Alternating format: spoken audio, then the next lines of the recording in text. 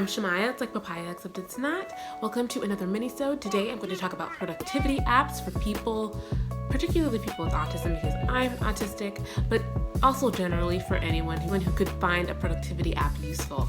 Now, I usually don't talk about productivity on this channel because a lot of the time productivity rhetoric is kind of like, hey, fight past your feeling. And it's this workaholic culture that feeds into something that I'm not particularly interested in.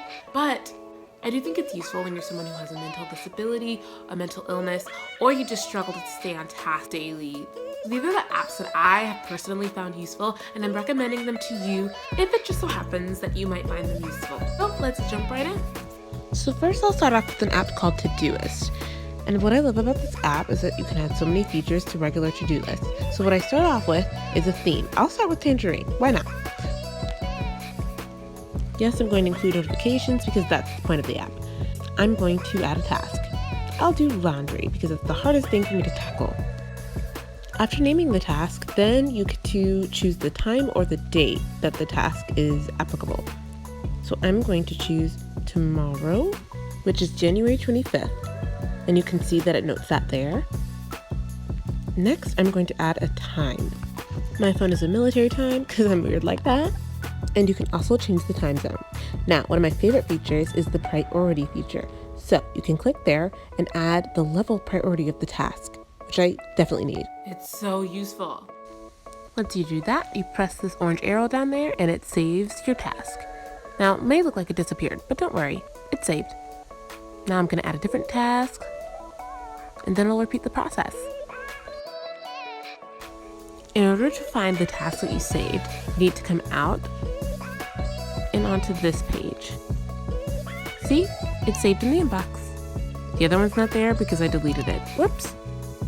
This is another way to use your priority feature without doing it the way that I did before.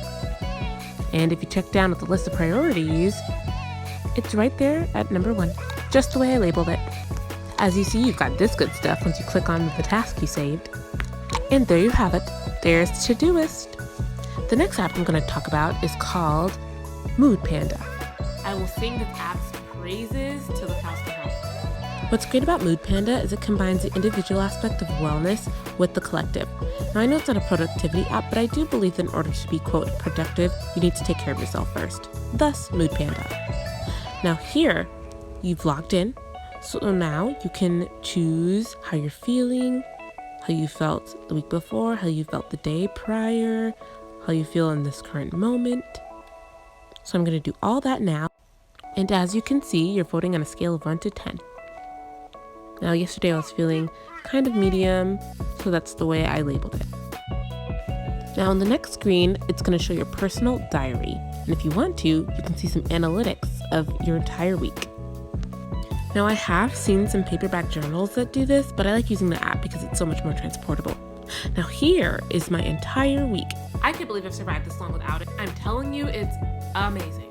So here I can scroll up to see the most recent ones and down to see the least recent ones. Now here, I get to see other features such as the analytics I was talking about. What's cool is it compares the mood of the entire world's data from the app and my own.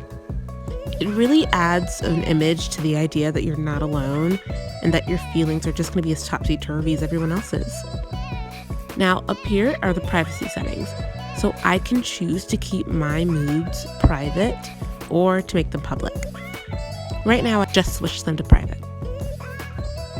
Now, I'm going to add a comment to the mood that I was feeling today. And you can also add the date and the time if I want to really be specific, or if I wonged up on noting the date. Also, remember how there was that privacy feature? Well, soon you'll see why, because I get to interact with the fellow app users. So right now, I'm going to add the comment that I felt this way because of a new client or a creative endeavor. Let's just do that.